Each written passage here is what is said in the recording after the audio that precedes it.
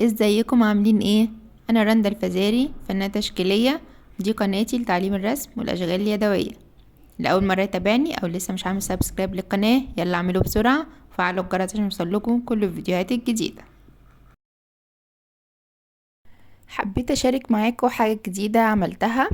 بصوا كده الجاكيت ده بعتهولي حد يعني عايزني ارسم له عليه الرسمة دي. انا قلت لها ان انا مش ما رسمتش على الملابس قبل كده، بس هي قالت لي انا واثقه فيكي وعارفه انك هتطلعيهولي كويس. فقلت اجرب، مش هنخسر حاجه يعني. هي مضحيه بالجاكيت بتاعها وانا بحب اجرب حاجات جديده زي ما انتوا عارفين. بدأت ان انا احط كده الرسمة على الجاكيت. طبعا الجاكيت ده قصير والرسمة الجاكيت طويل، فاختصرت شوية في التفاصيل وبدأت بقى ألون. دي ألوان أكريليك. ألوان الأكريليك لو ما تعرفوش هي بتبقى ثابتة على الملابس برضو زي ألوان القماش بالظبط. أهم حاجة إن احنا نتعامل مع الحاجة بتاعتنا كويس. طبعا بنغسلها بطريقة معينة وبتنشف بطريقة معينة، ما تتعسرش، بتغسل بمية باردة والكلام اللي انتوا عارفينه ده أكيد طالما هي حاجة مرسوم عليها هاند ميد. الجاكيت اللي هي بعتتهولي كمان كان متطرز مش مرسوم، الصورة يعني كانت تطريز.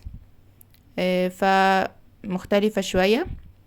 حابة اقول لكم حاجة كمان، ان الرسم لو كان على جينز او قماش او حاجة تانية كان هيبقى احلى بكتير. الجاكيت ده جوخ، فمش قادرة اقول لكم كان بيشرب الالوان بطريقة فظيعة. ودرجة اللون الواحدة عشان اعملها كنت بحط 3 4 طبقات، واوقات توصل ل5 6 كمان. يعني طبقة وتنشف واحط تاني وتنشف واحط تاني وهكذا لحد ما ابقى راضية عنها.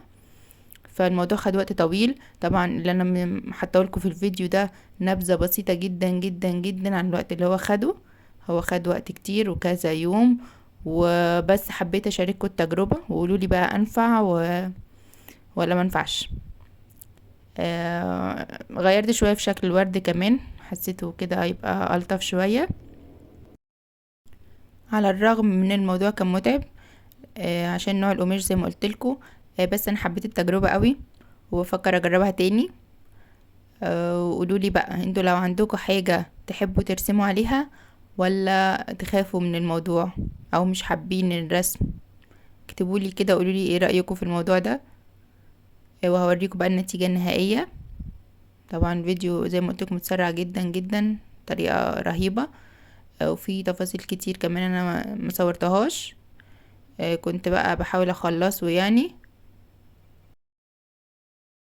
انا حاولت التزم بشكل الفراشات اللي كان موجود في الرسمة، رغم ان هو يعني ما كانش مظبوط قوي. بس يلا نشوف بقى. كان كده الجاكيت اهو. اللحظة بقى الحاسمة، دي النتيجة النهائية. قولي رأيكم، قولي قريب من الصورة اللي هي بعتتها لي ولا لأ. هو الحمد لله عجبها جدا ومبسوطة بيه الحمد لله. مستنية بقى اللي مش عامل سبسكرايب للقناة يعمل ولايك وشير الفيديو وتفعلوا الجرس بقى عشان يوصلكوا كل الفيديوهات الجديدة. وقولوا لي بقى المجال الجديد ده حلو استمر فيه ولا بلاش. واشوفكم فيديوهات تانية على خير بإذن الله.